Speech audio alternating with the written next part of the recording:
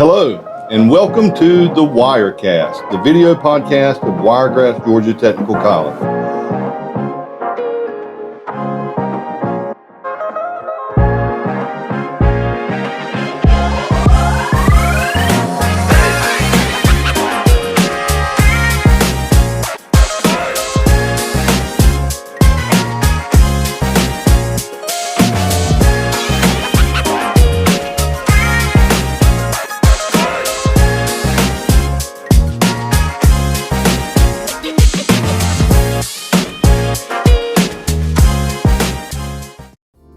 Hello, and welcome to the Wirecast, the video podcast of Wiregrass, Georgia Technical College. I'm Michael Williams, Executive Vice President, and I'll be your host for this episode here on the Wirecast. We share conversations that highlight the people, programs, and stories that make Wiregrass such a vital part of our community. So thanks for joining us today. Now it is my pleasure to introduce our guest, President DeAnnia Clements. Welcome to the podcast. Well, thank you. I'm excited to be here today. And this is such a wonderful opportunity for us to share our story. So thank your team for putting together this Wirecast. Well, I appreciate it. We're excited. And we just wanted to start today and ask, how does a person become president of a college? Or more specifically, how did you become president? And I know most of the story, but I would probably get the details wrong. But I feel like our audience doesn't know. So well, and I don't know that mine is a typical story, but I'll tell you how I came about being here. And it really is, to me, it starts back with my parents. Both of my parents graduated from a technical college. So a lot of our team members, maybe learn about technical colleges because either they were students here at some point, or maybe they have family members. So my story's not that different, except for it started back in the 60s when both of my parents graduated from South Georgia Technical College. And I tell everybody, there is no better way to see what a difference technical education makes than, looking at my parents. They're classic examples. My dad had limited opportunities for being able to advance his education, but he had a passion. He wanted to do something different, and he wanted to make sure that he set himself up to be in a position to have a great life for his family. And so he made the decision to go to South Georgia Technical College, enter the electronics program, and had a wonderful experience there. He tells me he would joke about the teacher that he had. He said, now, he was tough. Mm-hmm. And I hope all of our teachers are the same way, because he said it didn't matter how tough he was, he knew he cared. And that's what we want every one of our students to feel, is that caring. But he graduated from South Georgia Tech, and a little company called AT&T picked him up right after graduation. That's great. Yes, mm-hmm. It was life-changing. I mean, you think about what he didn't have access to before starting with AT&T, routine dental care, health care, those were things that were luxuries in his family. And all of a sudden, he now has the kind of job that we hope all of our students are going to be able to get. And it made a difference in my life. I mean, I look at the opportunities that me and my sisters and my brother had versus, cousins or other family members who maybe didn't go that route. And it really was life-changing. So when we think about what we do here at the Technical College and at Wiregrass, it really is generational change. Yes. My generation is completely different than what my dad's was. And it's because of that one decision that he made.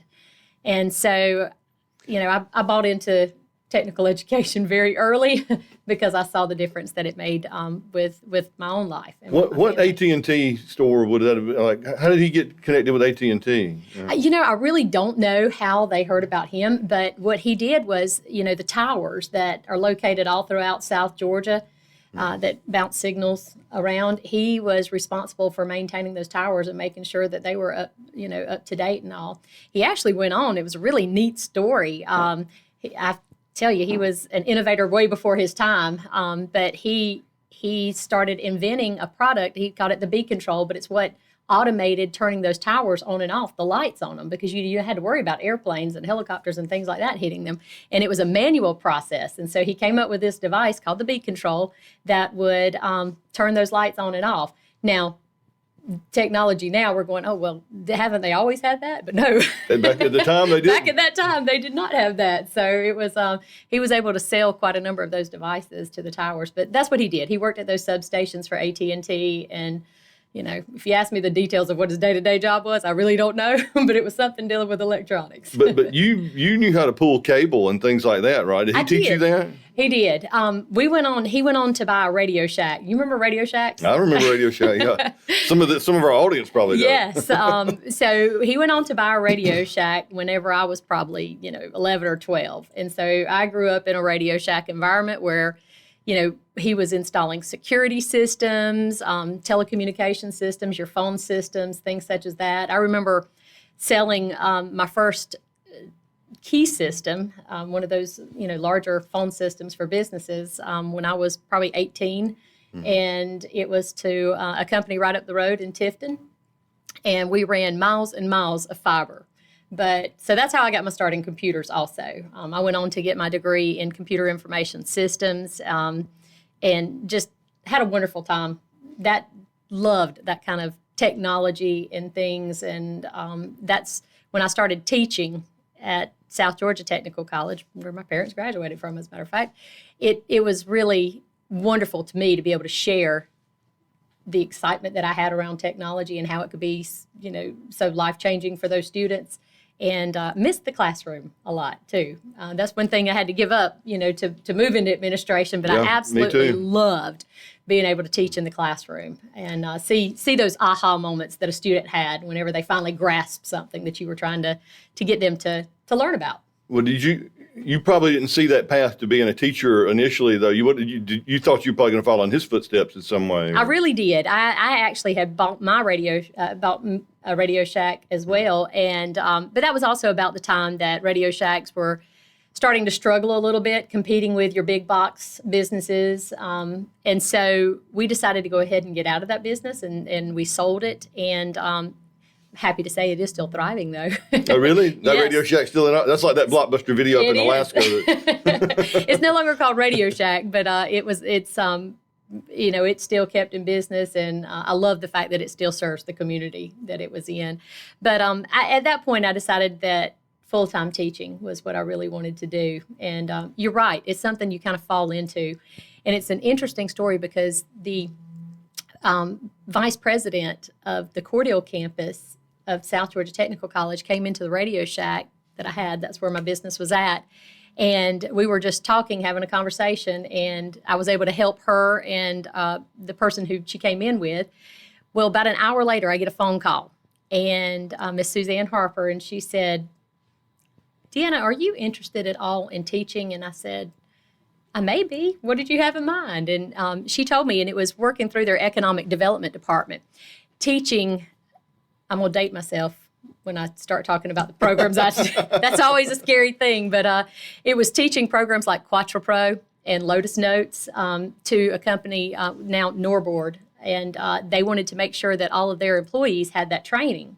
Mm-hmm. And I fell in love with it. I went out there for every day for about a month, training them on the various parts of that Lotus suite, and just had the best time connecting with all of the team members that they had.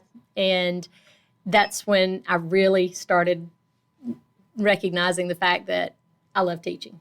Yeah. And so from there, they offered me a full-time job, and I took it, and that's what started my path.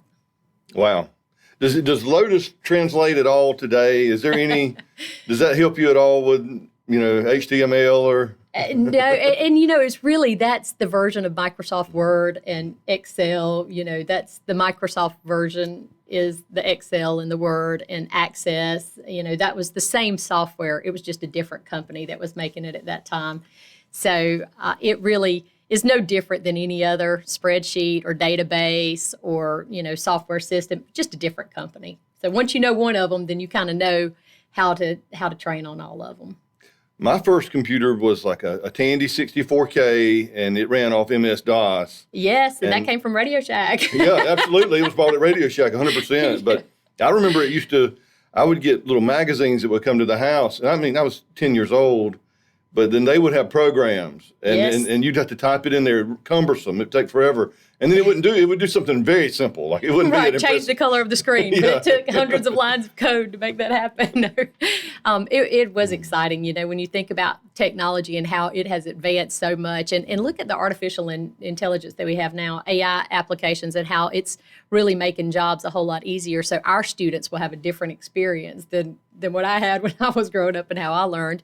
But it's still technology. There's going to be 20 years from now, our students looking back going, wow, remember those days when we had to do this? Oh, yeah, for sure. That's just the way it advances, but it's exciting that we live in those moments. I used to tell my students when I was teaching, 1992 was the first, and I may have my date wrong at this point, but I believe it was 1992, you had your first browser that came out. Yeah. And that's not that long ago. And now we can't imagine life without Google. Right. Or whatever browser we use. If you didn't have a browser on your computer, you couldn't install another browser right today. Or I'm sure somebody could, but I couldn't. Yeah. So and our students are getting that firsthand from our instructors every single day. They're being introduced to new technology, and we have industry that come and talk to us, let us know what things are evolving or what things are developing in their own areas, and us being able to bring that back to our students and train them on it is exciting. Another thing I wanted to ask you about is I know you worked as a DJ for a little while, right? And you're a decent singer. You mentioned your dad. He's a singer too, isn't he? He is. He used to sing in a gospel group back in the 70s, and they toured all over South Georgia and even further. They had a bus that took them everywhere. And so I probably started out with traveling along with them. But I do enjoy it. I enjoy singing with my dad. I don't do that much anymore, but I have fun with that. But I did work at a radio station, and that was probably one of the coolest jobs you can have. You get to play your own music. If you don't like a song, you just don't play it. But I had a lot of fun. I'll tell you a funny story that happened, though. I was working at that radio station, and we had a program called The Exchange. It was where people would call in and say, I've got something I want to buy, sell, give away, trade, throw away, whatever it is. And you would take down information about that product and the phone number, and, other people who were interested would call that number, to get it. Well, I had somebody call one time, and they were trying to get rid of these chickens. And I can't even remember the name of the chicken now that it was, but it was funny because the very next caller called in and said, nobody wants that chicken. They don't even lay decent-sized eggs. They're funny-looking chickens. And then nobody called for 5 minutes after that.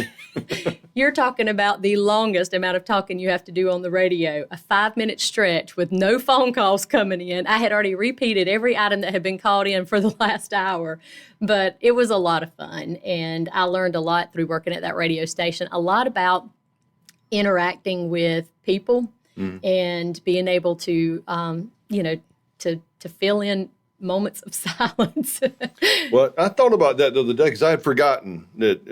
I know you told me that years ago, but I wonder how much that has contributed to your success, because you do have a radio voice, and so it gave you early experience with speaking in front of people. It did give me early experience, and I used to be incredibly shy. I mean, I struggled with just being very shy. And so it helped me come out of my shell a little bit, because when you're talking to a microphone, just like what we have right here, we would paint little smiley faces on it, and there's no judgment from this microphone. and so you got a little more comfortable using your own voice and being able to talk. And then slowly people were introduced, and you realize, hey, this is not as scary as I thought it was. And so it did allow me to overcome some of my initial shyness that I had, and learn to speak around people and feel confident in what I was doing. So I loved my time as a DJ. I worked for probably 4 different radio stations throughout my career, and did that through high school years and really on into college. And you get to meet a lot of interesting people, had a lot of interesting interviews, and listened to a lot of great music. I worked oldie stations. Those were probably one of my favorite. I loved the country station too, but I really did love it when I worked at the oldie station. I know a lot of oldie songs now because of that. I would have loved it. I was on Paul Elliott's station the other day, or it was on 106.7 The Buck, and coffee, but they call it the coffee break. I didn't want to leave when we got done because during the breaks, we were talking about music the whole time. Oh, And then yes. none of that came on camera. And I wanted to just do another one and another one after that. And I was like, this would have been a fun job for me when I was younger, for sure. It really was. It was kind of interesting because whenever I was in radio, you were still actually putting the needle on the record.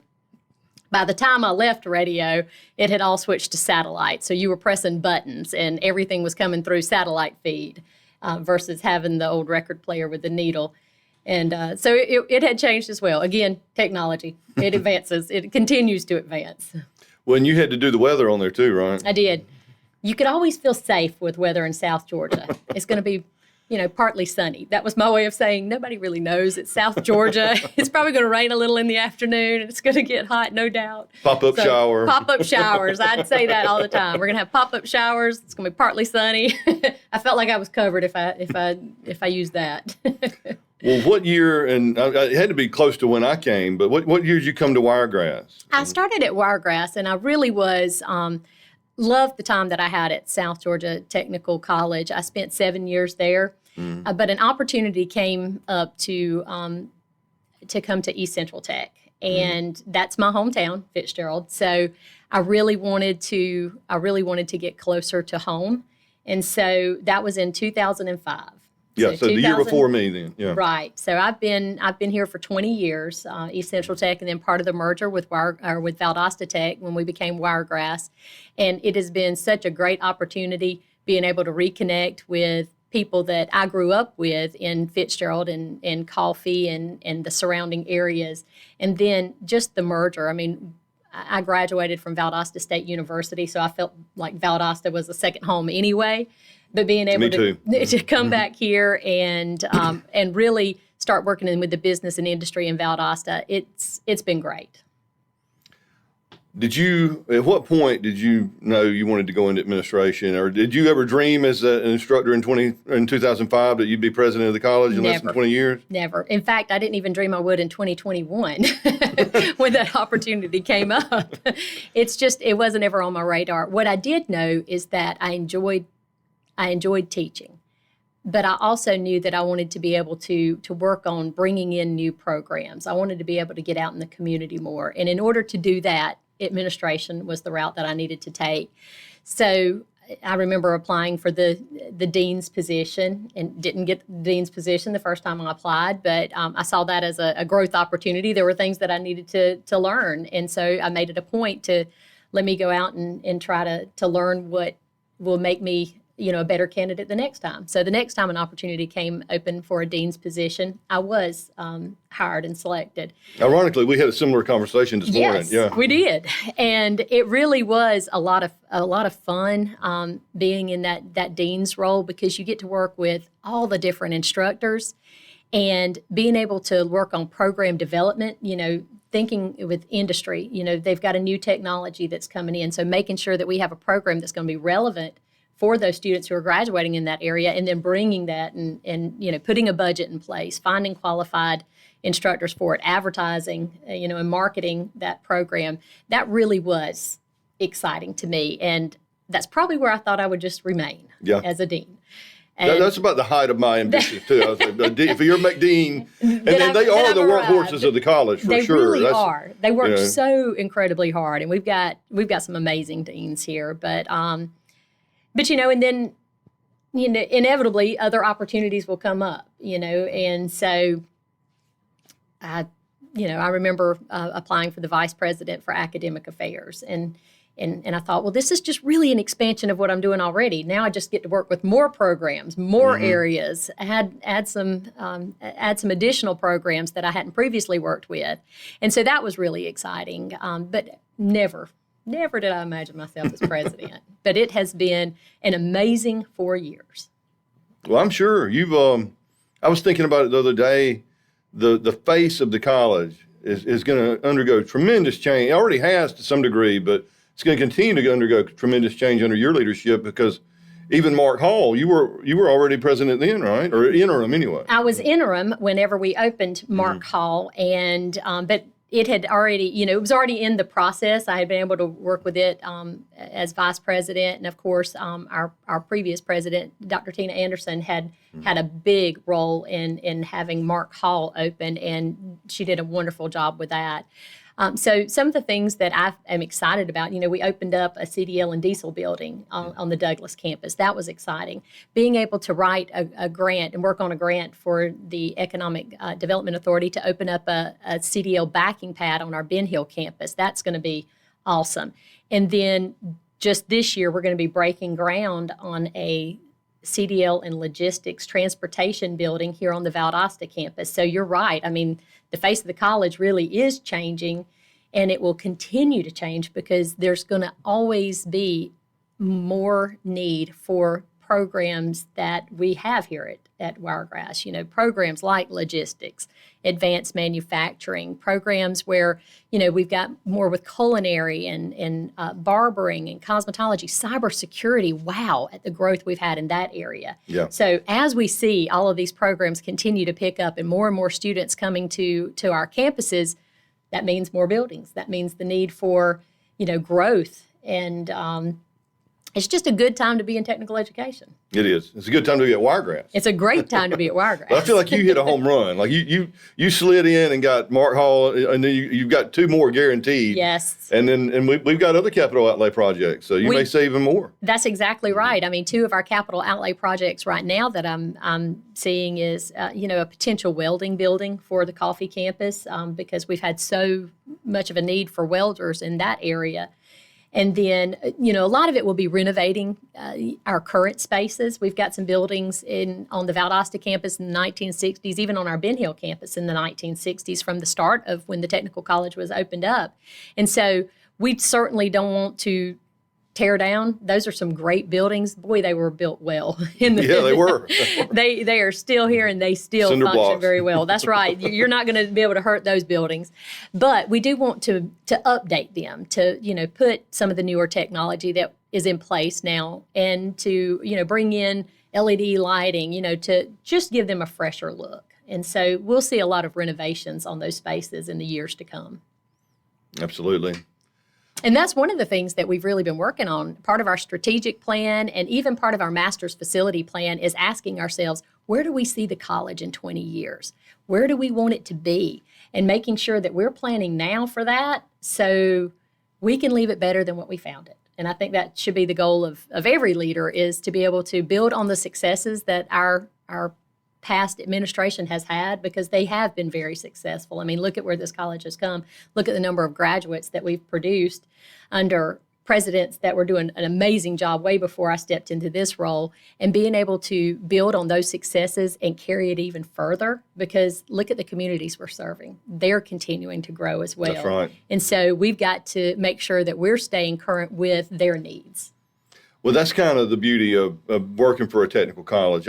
We can respond so much more rapidly than a 4-year research university, and we have that ability to just develop a program if we see a need in the community. Not that they don't, but it's a slower response. It is. We are very nimble, and because we have so many, it's not just credit programs that we offer. We offer non-credit as well. We offer contract training, so we can be very responsive to any of our business and industry needs, and then be able to pivot. So while we're starting a non-credit program, in the background, we're still working on making sure that we've got a credit version of that in place. So it may take a year to get that credit program in place, but in the meantime, we're going to be offering that non-credit program. So we're meeting the business and industry needs at that moment when it's needed, and we're producing the graduates.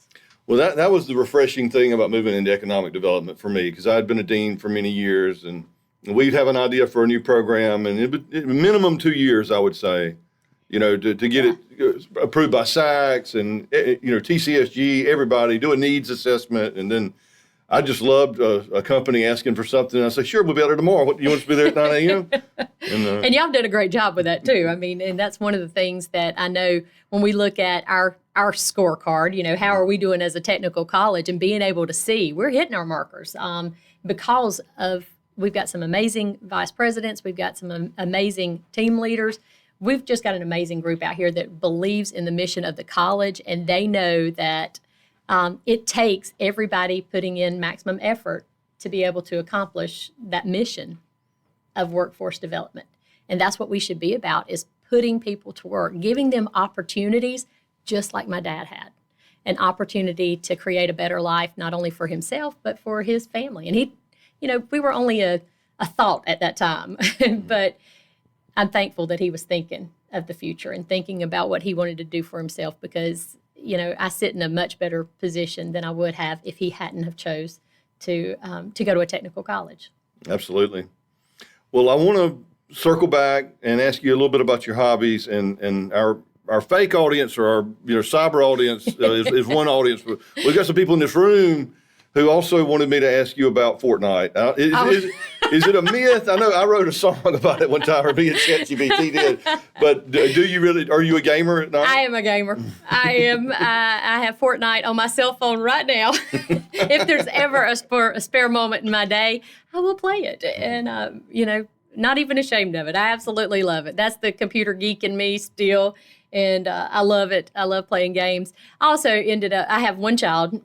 Mason is an amazing kid, and he loved games too. So I think as a way to connect with him, I played games with him all the time, and it just continued. I love baseball. Baseball was a sport that he enjoyed. So when I think about my hobbies, I used to love to read. I love gardening, things such as that. But a lot of that got pushed to the side when you have a child. Mm-hmm. Your priorities are, let me do what. I haven't planted a garden in a long time. Yes, it's been quite a while. But so we have spent many a weekend at travel ball, baseball, and I still, to this day, let a baseball game come on, and I'm going to watch it over just about anything because we got involved in it so much. But if I ever get tired of it, I know Fortnite's on my phone. I can turn on that game. When you mentioned Mason, so he got married this year? Yes, I have a daughter-in-law, and Emily is just fabulous. I'm loving it, and Christmas looks a little different this year because I'm used to having my son with me, but I know just in a few hours after we wake up, then I'll have a son and a daughter-in-law there as well. So we're enjoying this stage of our life where we get to expand, and I want them to wait a couple more years before I have a grandchild, but I am looking forward to those days when I'm going to have a grandkid as well. It'll be nice having a little one around the house again. But Mason is finishing up his last semester as a doctorate of physical therapy, and so then we'll have a physical therapist. And I jokingly tell everybody, and it's only half joking, I'm investing in my future because I'm telling you, you need a good physical therapist. Yes, you're going to need a good physical therapist with all the running that we do, especially. But I'm excited for him. I'm excited for their life that they're building and the opportunities that they have.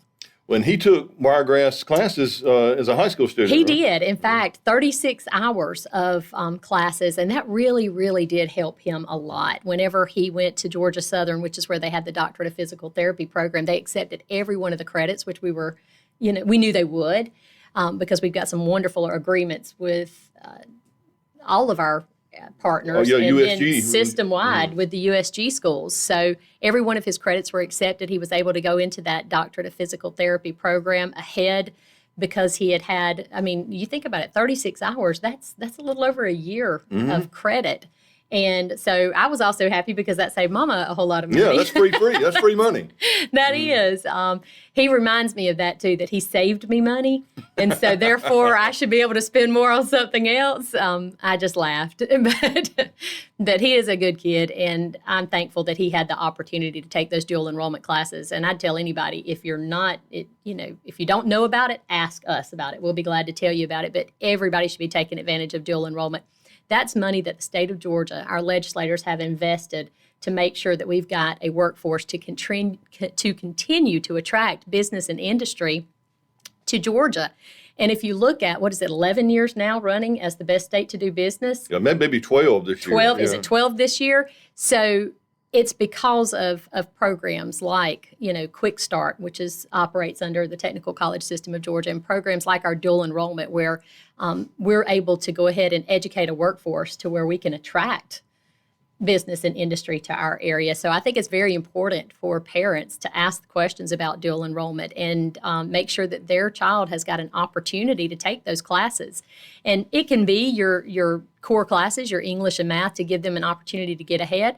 But think also about those occupational courses. If they're looking at nursing, go ahead and take a CNA class. Get those clinical experience, get that clinical experience before graduating high school. For one thing, it tells you whether or not this is an area you're really interested in. So a lot of people, when they do the first catheter, they drop out of nursing school. Exactly. But then it also, it gives them a skill set that they can help pay. That's a job that they can have while continuing their education. So it's a win-win to me with dual enrollment. So I'm glad Mason had that opportunity to take advantage of that. Me too. And we're shooting this before Christmas, but it's going to air after Christmas. But I'm pretty sure Mason's getting a hunting rifle for Christmas. I talked to John the other day. He is. Yeah. Yes, I told him he still has to believe in Santa Claus, though. So he told me, he's coming, right? But yeah, he will be getting a hunting rifle. I'm counting on him to help us prevent any more car damage because those deer, they're running crazy right now. They are. There's plenty of deer. There's no shortage of deer in Georgia. There's no shortage in South Georgia of deer. So he's excited about it, though. Well, and you guys, you live on the family farm, you and your husband, John, but is that your family's land or his family? It's his family. Yeah. Okay. It's my husband's family. And I love the fact that we do. There's tons of history. Mm-hmm. I don't know. I can... you think about the history of the technical college, you think about the history of families, you think about the history of the South. History is important. I think about the name Wiregrass.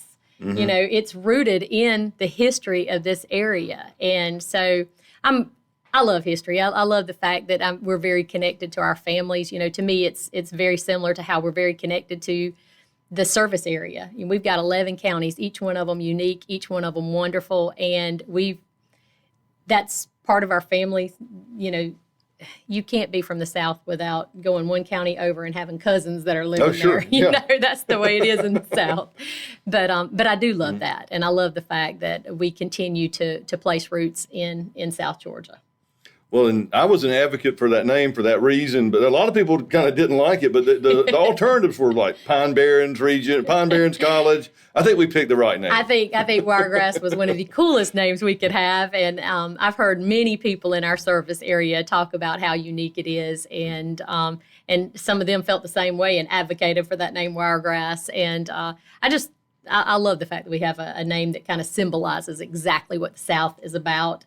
And even love our new mascot, Max the Fox, And again, I tell everybody this is the quick-witted fox, not that chicken-killing fox. Yeah, not a sly fox. Right, this is a smart fox. Yes, this is that smart fox. Hiding in the wiregrass. That's right. he has been a great addition, and more so than I realized. Is people love a mascot. You saw it at graduation. Yes. Everybody wants their photo with him. I know, and I'll tell you another funny story, and I know we're probably getting close on time, but one of our students on our Ben Hill campus, every day when she'd see me, she would get so excited and President Clements, it's so good to see you. And she's just a special student, and I really appreciated that.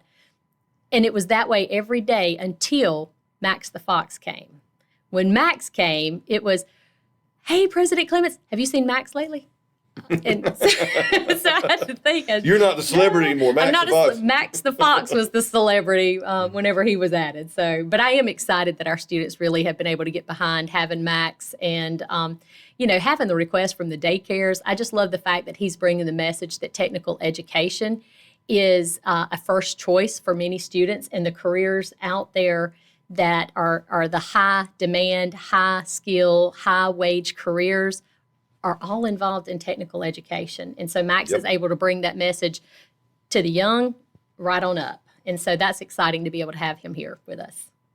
Well, you said it. When you look at the list of the careers that are needed, we're offering almost every one of them. And absolutely. We're proud to be doing it. Oh, absolutely. And, that list is just going to continue to be something that we look at because we want to make sure that our programs are relevant and that we are setting up our students to be successful when they leave Wiregrass. So when we look at new program development, when we look at, where should our money be invested, it's going to be in programs that are going to to be around high skill, high wage, high demand jobs so that our students can be successful. Well, thank you so much, President Clements. I'm This so has happy to been have you. fun. I have loved it, and I can't wait to see all of our other Wirecast and the guests that are going to be coming, because I'm really excited about what we're doing here at Wiregrass and our team. We've got such an amazing team, and so I'm excited that we're able to bring this. Well, me too. Excited to work with you and looking forward to several more years. Thank you, Michael. Thank you.